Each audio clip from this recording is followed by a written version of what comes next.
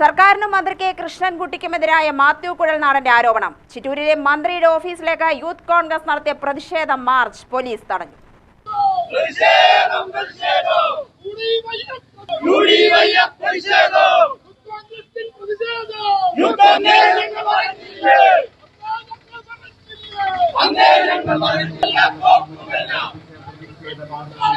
കൃഷ്ണൻകുട്ടി കൂട്ടാളികൾ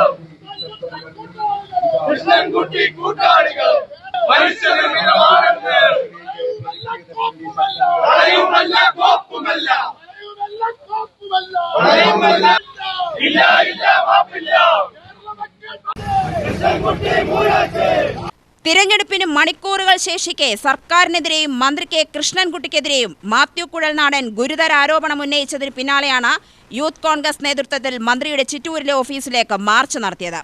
2018 കേരളത്തെ തകർത്ത പ്രളയം മനുഷ്യനിർമ്മിതമാണെന്നും പിണറായി സർക്കാരാണ് ഉത്തരവാദിയെന്നുമാണ് മാത്യു കുഴൽനാടന്റെ ആരോപണം. കെ കൃഷ്ണൻകുട്ടി പാർട്ടിയിലെ നേതാവുമായി സംസാരിക്കുന്ന ശബ്ദ സന്ദേശവും ആരോപണത്തിന് മൂർച്ച കൂട്ടി കുഴൽനാടൻ പുറത്തുവിട്ടിരുന്നു. കേരളത്തെ തകർത്ത പ്രളയം മനുഷ്യനിർമ്മിതമാണെന്ന വിവരമറിഞ്ഞിട്ടും നിശബ്ദമായിരുന്ന മന്ത്രി കെ കൃഷ്ണൻകുട്ടി സത്യപ്രതിജ്ഞാ ലംഘനം നടത്തിയതായി യൂത്ത് കോൺഗ്രസ് ആരോപിച്ചു.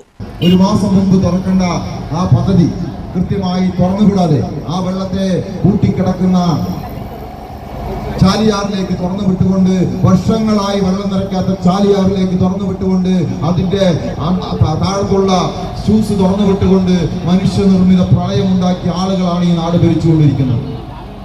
അന്ന് കാലത്ത് UDF പറഞ്ഞു, ഈ നാട്ടിൽ ഉണ്ടായിട്ടുള്ളത് മനുഷ്യനിർമ്മിത പ്രളയമാണ്.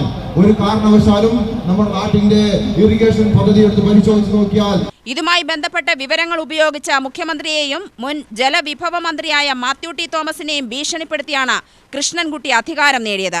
തോട്ടപ്പള്ളി സ്പിൽവേ തുറക്കാത്തത് സ്വകാര്യ കമ്പനിയായ മേരിമാത കമ്പനിക്ക് അനുകൂലമായ തീരുമാനമായിരുന്നുവെന്നും കോടികളുടെ സാമ്പത്തിക താൽപര്യങ്ങളാണ് ഇതിനു പിന്നിലെന്നുമുള്ള ആരോപണങ്ങൾ പുറത്തുവന്ന സാഹചര്യത്തിൽ സംഭവത്തിൽ മന്ത്രി കൃഷ്ണൻകുട്ടിയുടെ പങ്ക് സമഗ്രമായി അന്വേഷിക്കണം.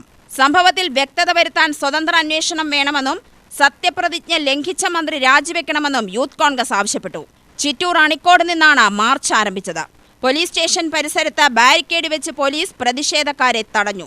ബാരിക്കേഡ് തകർക്കാനും ബാരിക്കേഡ് മറികടക്കാനും ശ്രമിച്ച പ്രവർത്തകരെ പോലീസ് അറസ്റ്റ് ചെയ്തു നീക്കി.